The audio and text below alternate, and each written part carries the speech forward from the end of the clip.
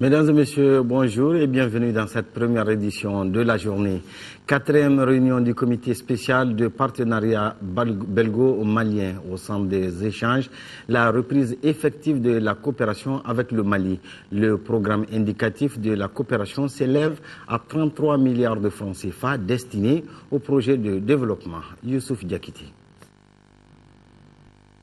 La présente réunion évalue l'état de la coopération belge au Mali. Elle permettra d'examiner l'ensemble des questions intéressant la coopération bilatérale entre les deux pays Mali-Belgique et de rechercher des solutions aux différents problèmes rencontrés lors de la mise en œuvre des projets et programmes dont le montant s'élève à plus de 33 milliards de francs CFA en cours d'exécution depuis 2009.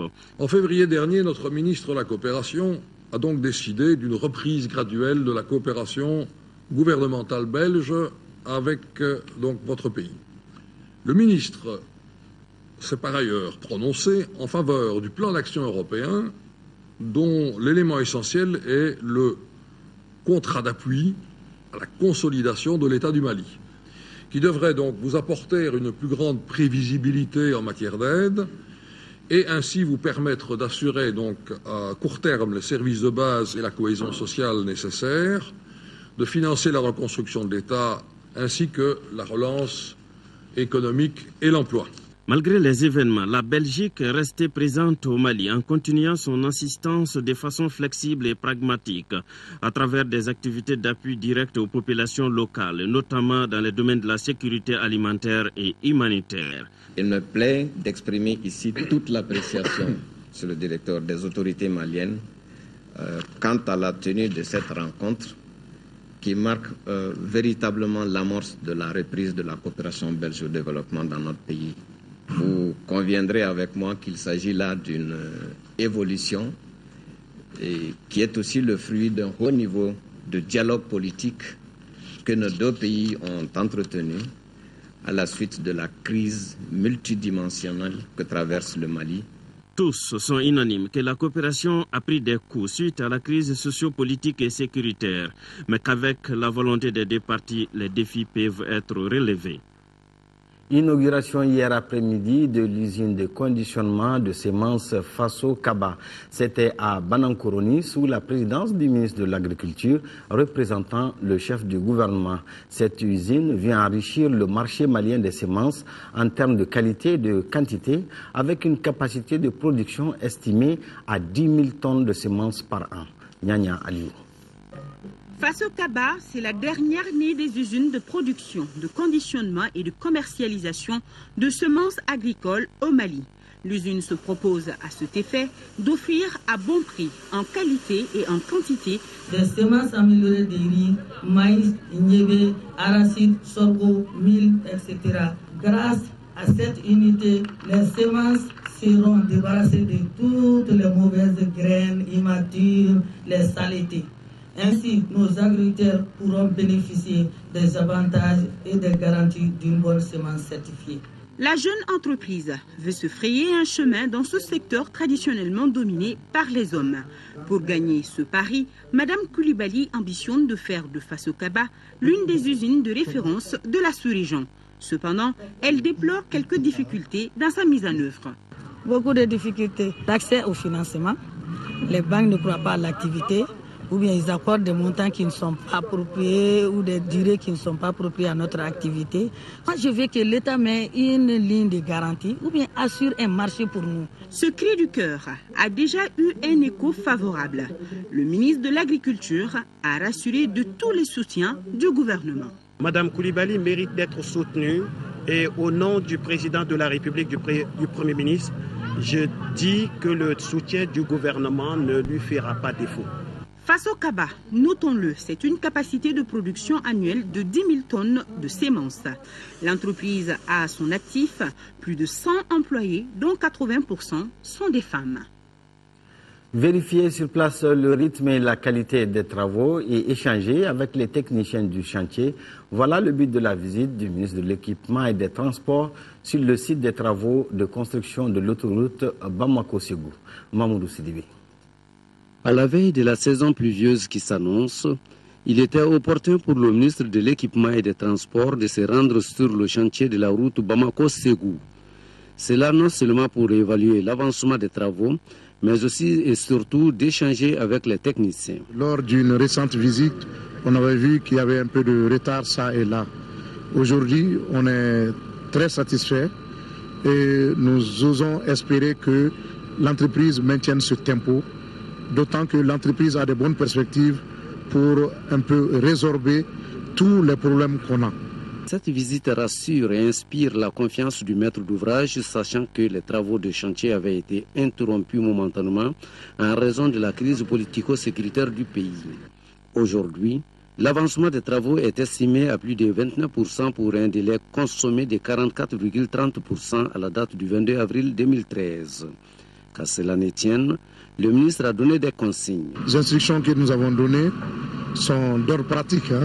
C'est d'aller rapidement pour quitter vite les agglomérations, de manière à un peu alléger les souffrances des populations. Parce que nous savons que par grande pluie ou par moment de pluie, c'est un peu difficile, un peu contraignant pour les populations que d'avoir des travaux de cette envergure-là chez soi. Auparavant, le colonel Koumari a visité le chantier du tronçon de la Tour d'Afrique. Rappelons que le montant de la construction de ce tronçon Bamako-Ségou s'élève à près de 97 milliards de francs CFA. En 4e région, informer et sensibiliser les populations sur la crise sécuritaire actuelle et les dangers liés à la prolifération des armes légères. Tel est l'objectif d'une rencontre organisée par la Commission de lutte contre la prolifération des armes légères dans la cité des Balanzans. Cette rencontre a regroupé les responsables des organisations de la société civile, les autorités politiques, administratives et des fabricants d'armes artisanales de la 4e région. De Ségou, le reportage de Doussou Sangari.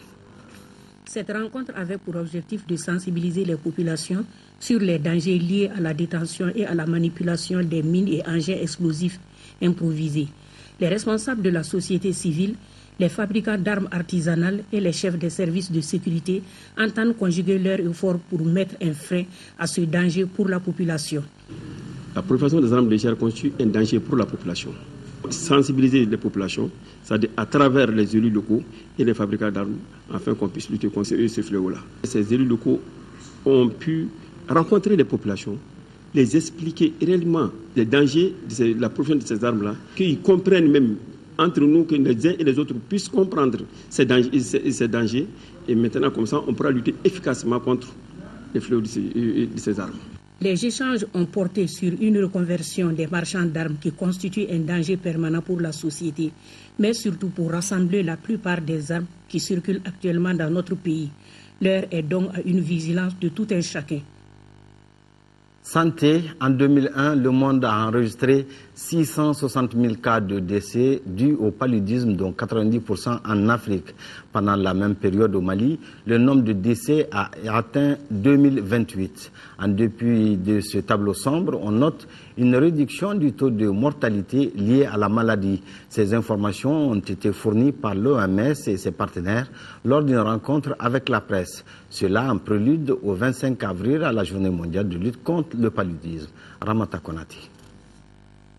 Selon le rapport mondial 2012 de l'OMS, la lutte contre le paludisme avance de façon positive. Le nombre de décès dus au paludisme est aussi passé de 985 000 en 2000 à 660 000 en 2011. Soit un taux de réduction de 33%. Pour sa part, le Mali a enregistré en 2011 2128 cas de décès dus à cette maladie.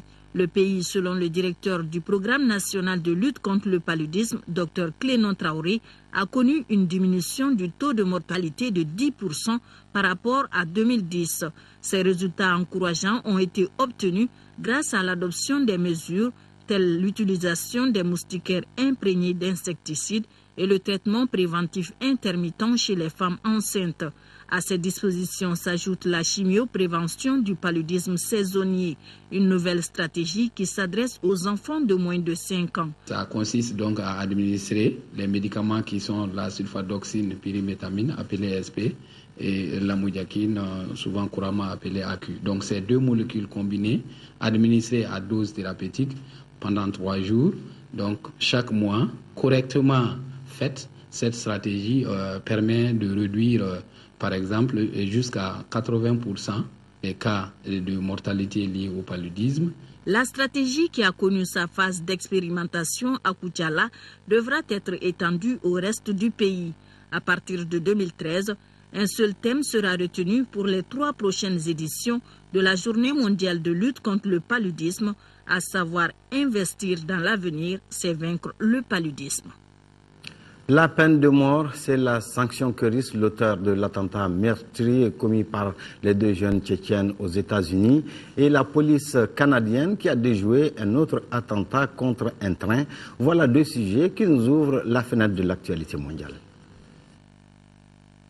Dzhokhar Tsarnaev encourt la peine de mort. L'auteur de l'attentat du marathon de Boston a été inculpé par la justice fédérale américaine sur son lit d'hôpital. Les charges comprennent notamment l'utilisation d'armes de destruction massive ayant entraîné la mort. Une première audience a été fixée au 30 mai devant le tribunal fédéral de Boston. Un hommage a été rendu aux victimes du double attentat commis par les 2 frères d'origine tchétchène qui a fait 3 morts et plus de 200 blessés. La police canadienne a déjoué un projet d'attentat visant un train de passagers sur la liaison New York-Toronto. 2 hommes, dont la nationalité n'a pas encore été précisée, auraient projeté de faire dérailler le train. La police canadienne a annoncé qu'ils avaient reçu du soutien d'Al-Qaïda en provenance de l'Iran. Des accusations jugées ridicules par les autorités iraniennes, elles-mêmes en guerre contre Al-Qaïda. Les liens diplomatiques entre l'Iran et le Canada sont rompus depuis septembre 2012. Au moins 27 morts et 70 blessés dans des affrontements entre manifestants sunnites et les forces anti-émeutes irakiennes. Des centaines de manifestants hostiles au Premier ministre chiite Nouri al-Maliki faisaient un sit-in depuis plusieurs semaines dans la ville de Hawija, au nord de Bagdad. Les forces anti-émeutes auraient donné l'assaut sur la place occupée après expiration d'un ultimatum. L'opération a tourné au bain de sang. Des tribus des villages voisins ont attaqué les postes de contrôle de l'armée en représailles, faisant 13 morts supplémentaires. Nouvelle tension diplomatique entre la Chine et le Japon. Une flottille chinoise de 8 navires est entrée mardi dans les eaux territoriales disputées des îles Senkaku, actuellement administrées par le Japon. Le Premier ministre japonais Shinzo Abe a prévenu qu'il repousserait toute tentative de débarquement. Au même moment, les parlementaires japonais effectuaient leur visite annuelle au très controversé sanctuaire Yasukuni, là où sont enterrés des militaires japonais que Pékin considère comme des criminels de guerre. Plus de 150 marionnettes Bozo et Bamana sont exposées actuellement en France par un collectionneur privé. Ces marionnettes et masques parlent de plusieurs thèmes de la vie sociale. Une exposition en région parisienne entièrement consacrée aux marionnettes Bozo et Bamana. Une première rendue possible par un collectionneur passionné, Robert Jaunard. 150 masques représentant la vie quotidienne et les divinités des habitants de la région de Ségou, au Mali. Les Bozo, appelés maîtres du fleuve, sont des pêcheurs itinérants qui ont développé depuis des siècles un théâtre sur l'eau. Une fête des masques d'origine animiste, mais que l'on sort pour les cérémonies de circoncision ou pour la tabaski. Les Bamanans, eux, sont des agriculteurs qui, selon l'anthropologue hollandaise Elisabeth Den Hauteur, auraient appris des Bozo l'art de la marionnette. On dit toujours que c'est les Bozo qui ont inventé les marionnettes et que c'est les Bamanans qui ont repris après. Ça, c'est à peu près sûr, tout le monde dira ça. La valeur symbolique des animaux est très forte dans l'imaginaire des peuples du Mali. Ils symbolisent des qualités ou des défauts humains. Le buffle représente la force et la tradition. La hyène connaît l'avenir. L'hippopotame est un homme réincarné et condamné à vivre sous l'eau. L'oiseau Kono, lui, annonce la pluie et l'abondance. Les petites sirènes représentent Pharaon. Et c'est le dieu créateur, le dieu de l'eau. Dieu déesse, elle a des seins, mais c'est un dieu qui a créé le monde. Et c'est une figure très très importante dans la cosmogénie des Bamanans aussi bien que des Bozo. Aujourd'hui, les Bozo sont victimes de la surpêche et de la pollution du fleuve Niger. Ils ont tendance à se sédentariser. Mais ces marionnettes permettent de transmettre leurs traditions et leurs mythes aux jeunes générations. Des représentations universelles qui parlent également aux écoliers français. Culture toujours, l'exposition nationale de photographie baptisée Transition Photo de l'association Balanis dans la capitale du Kénédougou. Le vernissage des œuvres qui marquent des moments forts de la transition depuis le 22 avril 2012 a eu lieu lundi à l'hôtel de ville de Sikasso. Par l'organisation de cette exposition photo, baptisée Transition Photo, l'association Balanis veut offrir au public malien des témoignages poignants d'une période exceptionnelle pour notre pays. Je pense que les artistes photographes ont bien travaillé et voilà, ils ont montré aux différentes corporations que ce n'est pas simplement avec les armes conventionnelles qu'on peut faire l'histoire d'une république, mais simplement avec un petit appareil photo, on est capable de faire sortir des choses importantes. Je pense que chacun il tire une leçon, une vision et c'est ça, si ça peut aider à construire le citoyen exemplaire pour le Mali, Dieu merci. 80 images de 12 photographes constituent cette exposition. De la prestation des serments du président par intérim au meeting des leaders religieux, en passant par les scènes de casse, les ballets des médiateurs, les marches, les pleurs, les chants et les images d'espoir d'une reconquête déclenchée, les témoignages sont parlants. J'ai été surtout impressionné par la qualité exceptionnelle des photos que nous venons de visiter. Et vraiment, ça renseigne. Donc, c'est une exposition qui est aussi importante pour les générations actuelles, mais importante aussi pour les générations futures. Une exposition photo qui aura tout simplement ébloui le public de la capitale du Kénédougou. Fin de cette édition, merci de l'avoir suivi. Prochain rendez-vous d'infos avec Aïssata Ibrahima Mega. Bonne suite des programmes.